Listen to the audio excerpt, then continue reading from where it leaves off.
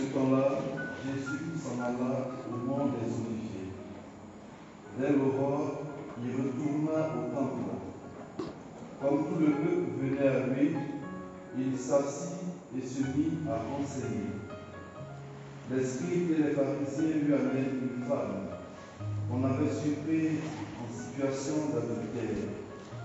Ils la mettent au milieu et disent à Jésus: Maître, cette femme a été surprise en flagrant délit d'adultère. Or, dans la loi, Moïse nous a ordonné de lapider ces femmes-là. Et toi, que dis-tu? Il parlait ainsi pour le mettre à l'épreuve, afin de pouvoir l'accuser. Mais Jésus disait aussi: Toi, mon père, à mon proposer, il ne te réglera pas de terre.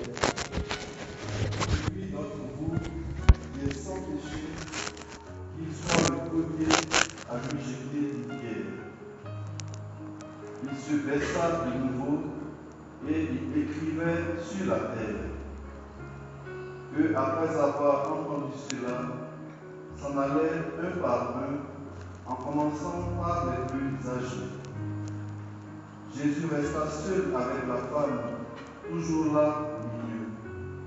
Il se redressa et lui demanda: Femme, où sont-ils donc? Personne ne t'a condamné? Elle répondit: Personne, Seigneur. Et Jésus lui dit: Moi non plus, je ne te condamne pas. Va et désormais ne pêche plus. Acclamons la parole de Dieu. Et celui qui écoute la parole de Dieu et qui l'acclame à la cœur. Et celui qui écoute la parole de Dieu et qui l'acclame.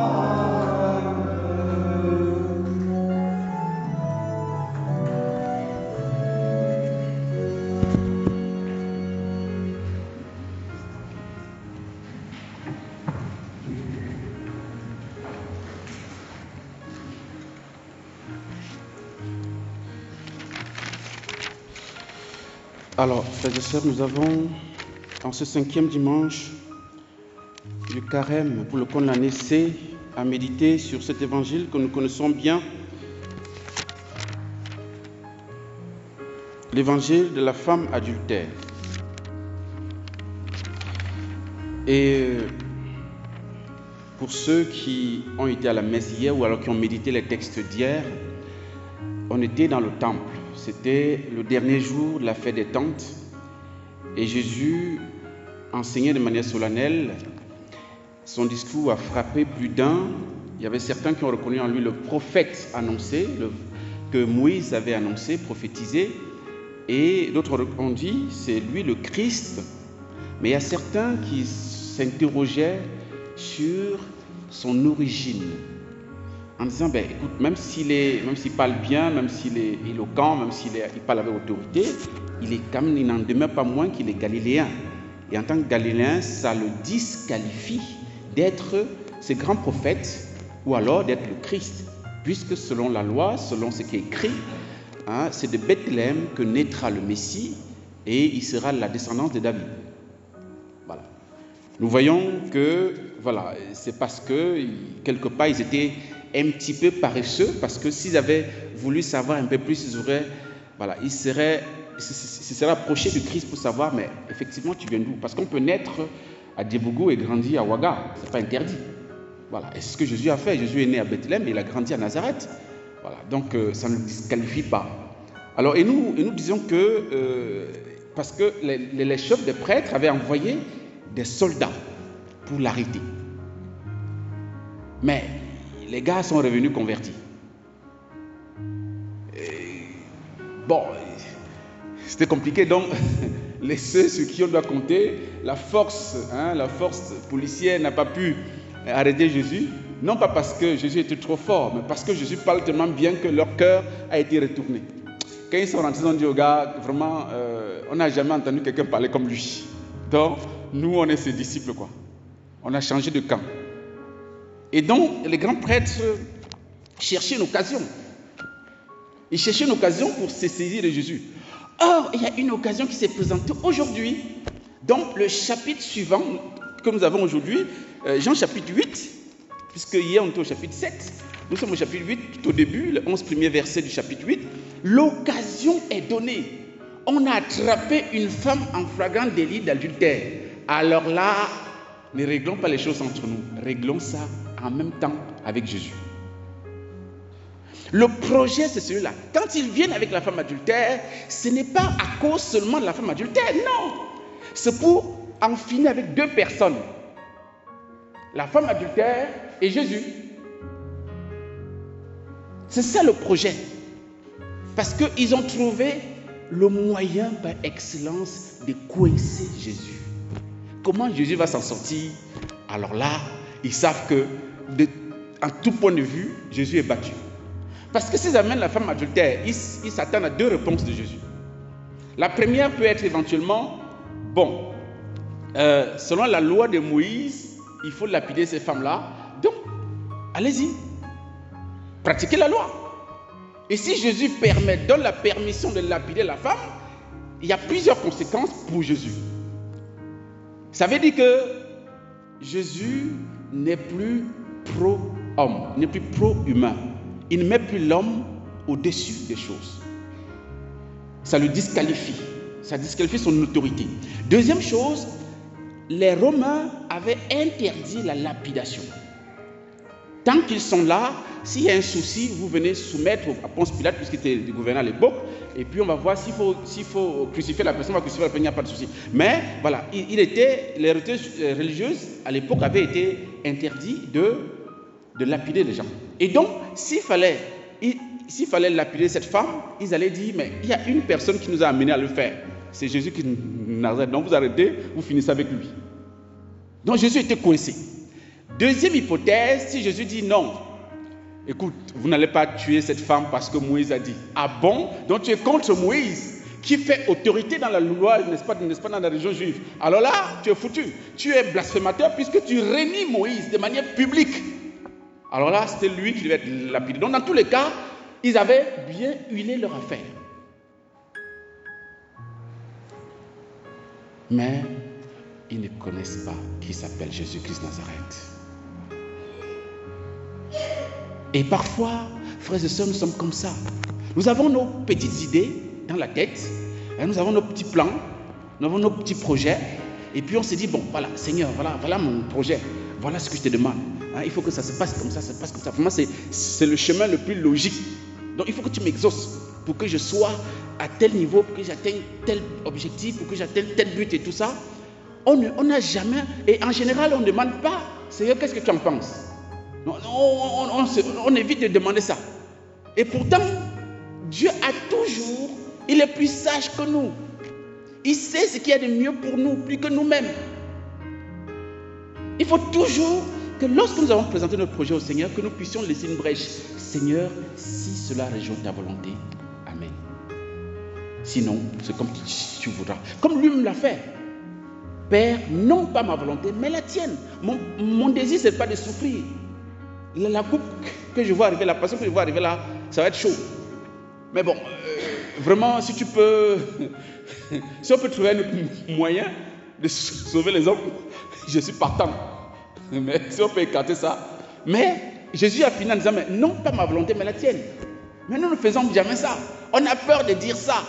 Parce qu'on a peur de dire ça pour que Jésus change nos plans. Parce qu'on croit qu'on est trop sage.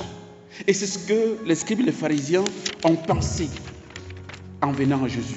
Ils se croyaient trop sages, ils se croyaient capables d'avoir Jésus. Et quand ils arrivent avec cette femme, bon, on a toujours dit, et c'est curieux, l'adultère ne se fait pas seul, on est toujours deux. D'où vient qu'il n'y a qu'une seule femme? Bon, en tout cas, on va pas faire l'homélie sur ce qui n'existe pas, sur ce qui n'est pas écrit en fait. Voilà. Toujours est-il que cette femme a été attrapée, elle est venue et elle est devant Jésus.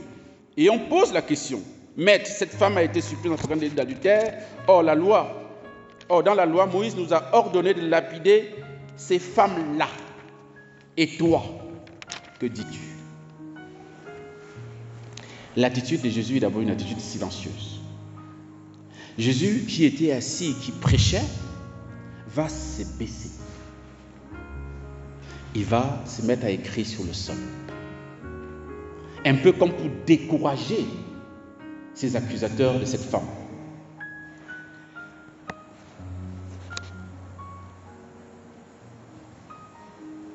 Et comme on persistait à l'interroger, c'est-à-dire Jésus a voulu être découragé, mais ça n'a pas marché. Les gars ont continué à dire, mais on te pose la question depuis, tu ne réponds pas pourquoi. Tu dois répondre. Aujourd'hui, là, tu dois répondre. On ne te laisse pas. Ils ont persécuté Jésus avec cette question. Toi, tu dis quoi? Moïse nous a dit si. Toi, tu dis quoi? Et les faits sont là. La femme est là. La femme adultère est là. Jésus va se redresser, enfin. Jésus va se redresser et il va résoudre le problème. Il va déjouer tout le monde. Quand vous avez affaire à la sagesse même, c'est pas la peine de venir avec votre petite sagesse. Vaut mieux, comme on dit chez moi on dit, quand quelqu'un te dépasse, il faut porter son sac. C'est pas la peine de faire le bras, de faire la peine. Porte son sac et tu le suis.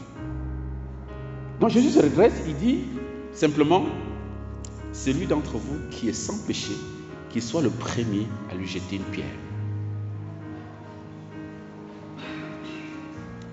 Frères et sœurs, ces hommes-là s'attendaient à tout sauf à ça.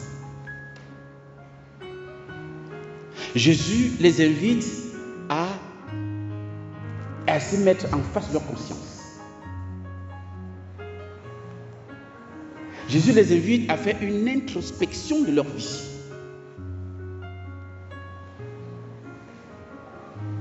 Jésus les invite à dire et à confirmer quelque part une parabole qu'il a dite plus tôt, je crois.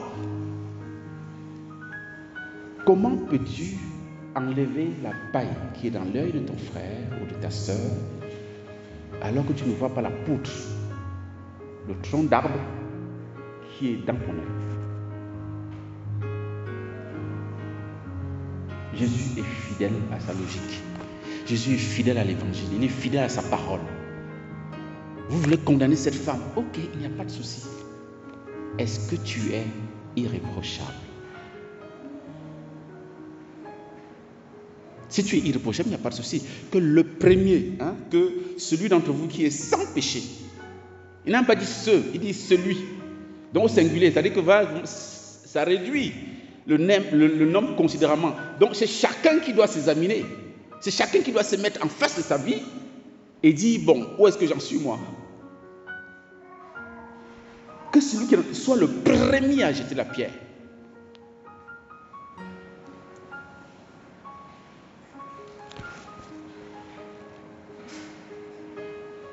Et lorsque Jésus le dit, il se baisse à nouveau. Il continue d'écrire sur la terre. Et eux, après avoir entendu seulement, et ça c'est ça qui est extraordinaire, c'est que la réponse est tellement claire et évidente que chacun, et en commençant par les plus vieux, les plus âgés, dépose sa pierre et disparaît. Bon, les plus vieux, ça peut être pour deux choses. La première, c'est que, bon, ce sont les hommes, bon, on dit souvent que la sagesse, les vieux, c'est la sagesse. Bon, ils ont dit, à l'heure là, je pense que il serait plus sage de disparaître. Et donc, comme ce sont les anciens, ils sont les premiers à partir. Et donc, les plus jeunes comprennent que non, si les anciens n'ont pas lancé la pierre, ce n'est pas nous qui allons le faire. Ils les ont suivis.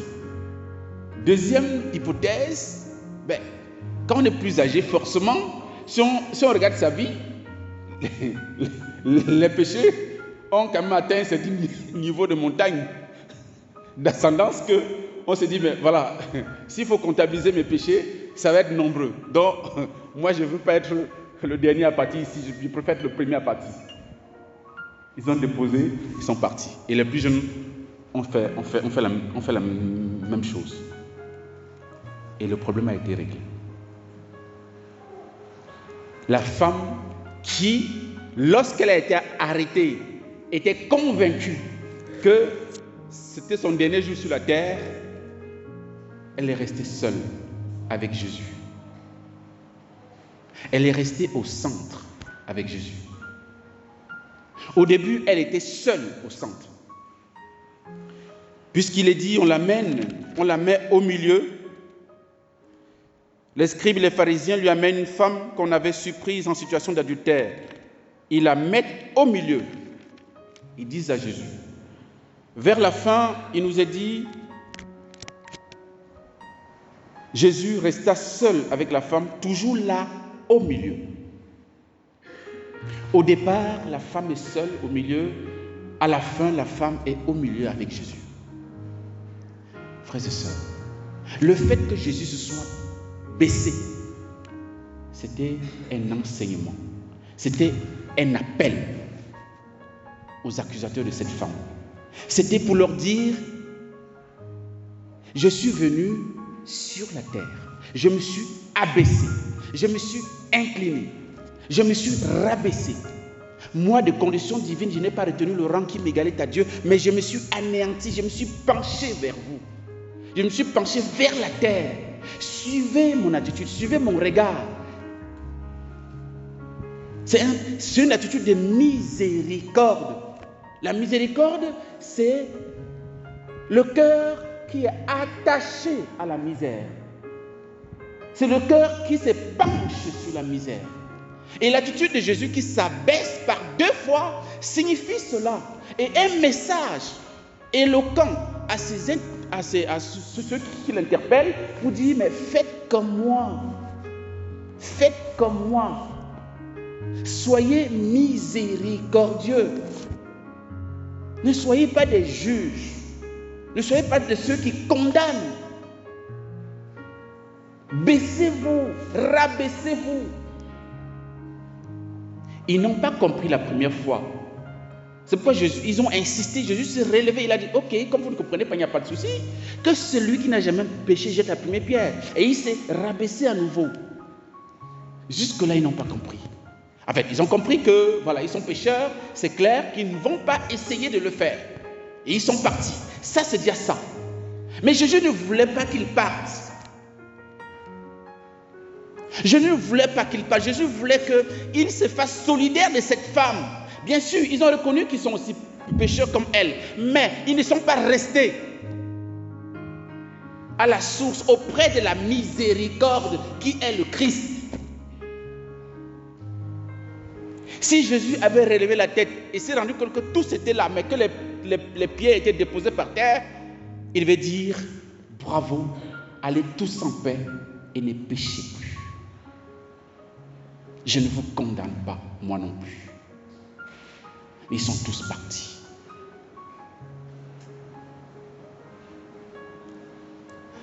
Beaucoup d'entre nous, frères et sœurs, nous nous savons pécheurs. Nous savons que nous sommes pécheurs. Nous savons que nous sommes infidèles. Mais très peu viennent à la miséricorde. Très peu viennent se confesser. Très peu viennent à la source de la miséricorde, disent, Seigneur, voici ma misère. Donne-moi ton pardon, donne-moi ton salut. C'est ce que beaucoup n'ont pas compris ici, et puis ils sont tous partis.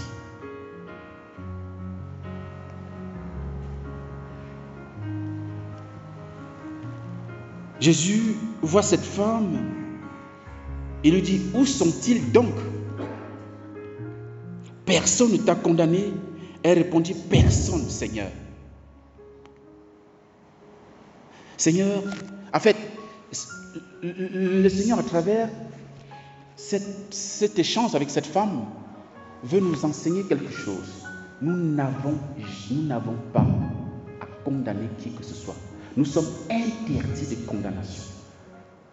La condamnation ne nous appartient pas.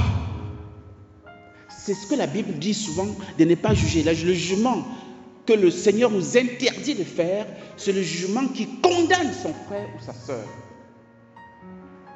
Je l'ai déjà dit ici, on a le droit de juger de ce qui est vrai ou faux. On a le droit de juger de ce qui est mauvais ou bon.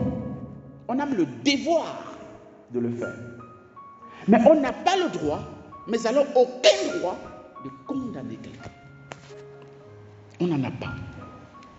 Le Seigneur nous l'interdit. Parce que nous ne sommes pas mieux. S'il y avait quelqu'un qui pouvait condamner cette femme, c'est une seule personne, c'est Jésus. C'est Jésus. Et Jésus, après avoir éclairé l'esprit des uns et des autres par rapport à leurs péchés, et ils ont compris qu'ils ne peuvent plus condamner, ils ne doivent plus condamner, Jésus va dire aussi, personne ne t'a condamné. Elle répondit, personne, Seigneur. Et Jésus lui dit, moi non plus, je ne te condamne pas. Va et désormais, ne pêche plus. Jésus vient de nous enseigner encore autre chose, c'est que la miséricorde est là pour sauver l'homme.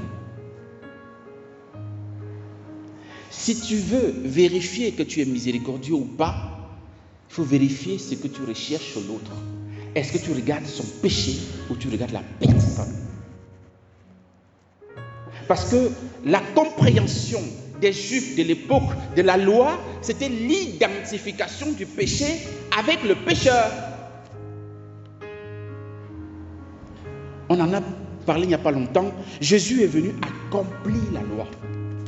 Il n'est pas venu abolir, il est venu accomplir. Autrement dit, l'accomplissement était imparfait, n'était pas bien, était erroné. Jésus est venu donner comment on doit accomplir la loi. Et il l'a fait par lui-même. Ce qui a condamné, ce n'est pas la personne, mais c'est le péché, c'est le mal. Et la personne n'est pas un mal. Il faut distinguer les choses. Lorsque quelqu'un t'a fait du mal, ne l'identifie pas au mal qu'il t'a fait. Non. L'acte n'est pas la personne. Ça peut révéler quelque chose de la personne, mais ça n'est pas la personne. Et Jésus nous enseigne vraiment de séparer les deux. C'est pourquoi on dit habituellement, vous le savez, que Dieu n'aime pas le péché, mais il aime le pécheur. Ce n'est pas la même chose. Et nous devons avoir la même attitude que le Christ. Nous devons avoir l'amour pour tous les pécheurs. D'abord, l'Église s'est définie, entre autres, comme la communauté des pécheurs pardonnés. Parce que si on nous demande ici là que qui ne pêche pas ici là, je ne sais pas qui va oser lever le doigt. En tout cas, pas moi en tout cas. Si c'est vous, vous levez le doigt, moi je ne peux pas lever le doigt. Donc nous sommes la communauté des pécheurs. Donc ce n'est pas la peine de condamner, d'identifier, n'est-ce pas, ton frère et ta soeur par rapport à son péché. Le micro s'est éteint. Ah oui. Donc, nous devons apprendre du Christ aujourd'hui à distinguer l'acte de l'auteur de l'acte. Et nous devons chercher à combattre les actes mauvais. On a le droit, on a le devoir de le faire. Mais nous ne devons pas combattre la personne. Saint Paul disait dans Éphésiens 6, verset 10 et suivant, que nous n'avons pas à combattre contre la chair et le sang.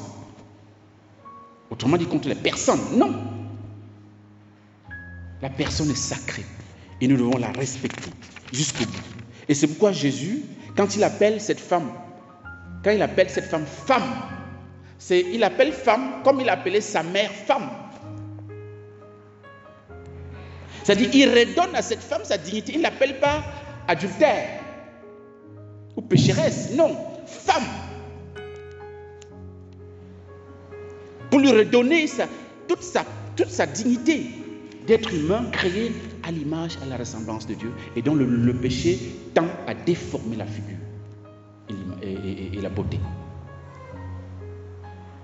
Nous devons apprendre. Et cette femme, désormais, va devenir au milieu. Parce que là, ça fait 2 fois qu'elle se trouve au milieu. Mais là, le 3e milieu où elle doit être, c'est dans le monde. C'est avec les gens qui l'ont accusée.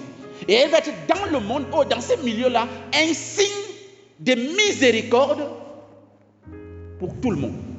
Chaque fois qu'on va voir cette femme, on va se souvenir que Jésus lui a pardonné. Qu'elle est sauvée grâce à Jésus.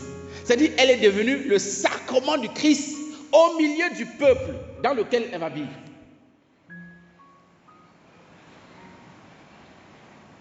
Et nous aussi, nous les baptisés, nous qui sommes ici, nous sommes dans le monde, ce même signe, le signe de la miséricorde de Dieu. Dieu m'a aimé, il m'a pardonné, il m'a sauvé. Donc pour toi, mon frère qui ne croit pas, tu peux aussi avoir la même grâce que moi. L'Église est signe du Christ dans le monde. Tous les baptisés sont signes du Christ dans le monde. Comme Paul, n'est-ce pas, dans la deuxième lecture, lorsqu'il a rencontré le Christ, il dit, tout ce que j'ai connu avant, je considère ça comme balayure. Ce sont des balayures. Ma vie a changé dès que j'ai rencontré la miséricorde du Christ. Et cette femme va dire la même chose. Elle va vivre la même chose que Saint Paul. Désormais, ma vie va changer. Désormais, mon regard va changer. Désormais, mon attitude va changer. Parce que j'ai rencontré un homme qui m'a sauvé. Au sens propre et au sens figuré. Au sens physique et au sens spirituel. Et je voudrais finir en disant que, frères et sœurs, l'adultère dans la Bible ne désigne pas d'abord le péché charnel, le péché d'infidélité à son mari ou à sa femme. Dans la Bible, l'adultère désigne d'abord le détournement de Dieu. Lorsque nous détournons de Dieu et que nous adorons autre chose, ou bien que nous aimons autre chose que Dieu, c'est ça qu'on appelle adultère dans la Bible. L'infidélité, et c'est le péché le plus grave, le fait de laisser Dieu de côté et de se fier à autre chose. Aujourd'hui, nous remplaçons Dieu par les marabouts. Nous sommes adultères. Aujourd'hui, nous préférons même des créatures à Dieu.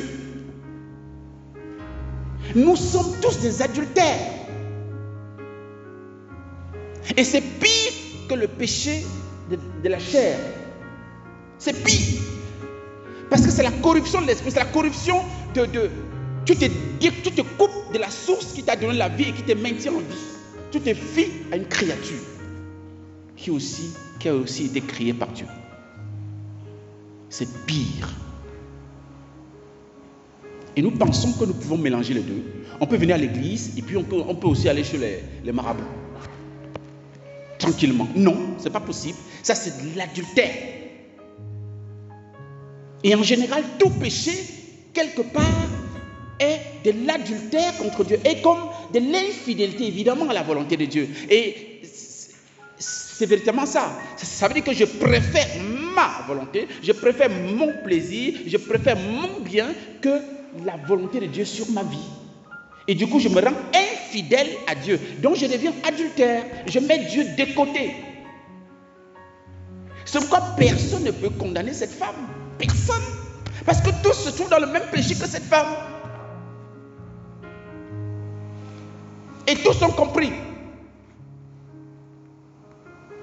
Et nous aussi, j'espère que nous comprenons. Mais il faudrait que nous, au contraire de ce qu'ils ont fait, de ce que ces gens ont fait, au lieu de partir, il faut rester. Dis Seigneur. Parce que si Jésus se levait, il les trouvait tous à genoux devant lui, en train de dire Seigneur, pitié pour nous, ça aurait été une grande victoire. Et c'est ce que nous devons faire aujourd'hui. Nous qui avons la chance d'écouter cette parole aujourd'hui, d'écouter cette bonne nouvelle aujourd'hui. Le Seigneur n'est pas venu nous condamner. Je ne te condamne pas non plus. Jésus est venu nous sauver. Jésus ne nous condamne jamais. Mais alors, jamais. Mais ce qui nous condamne, c'est notre attitude. Ceux qui sont partis sont condamnés eux-mêmes. Ils ne sont pas rentrés dans la miséricorde. Espérons que, avec le temps, en voyant cette femme au milieu d'eux, ils devront faire comme elle, revenir au Christ et recevoir son absolution. Que le Seigneur nous accorde cette grâce au cours de cette Eucharistie et dans ce temps qui nous prépare à vivre, à rentrer. Nous sommes dans la dernière semaine avant de rentrer dans la grande semaine sainte, que nous puissions la vivre avec un cœur totalement purifié, parce qu'il faut que nous allions vers le Seigneur, vers la miséricorde, pour nous purifier, pour nous laver, pour nous régénérer, pour que sa grâce nous permette de vivre la Pâque avec avec tous les fruits que cela comportera, que cela portera dans nos vies. Amen.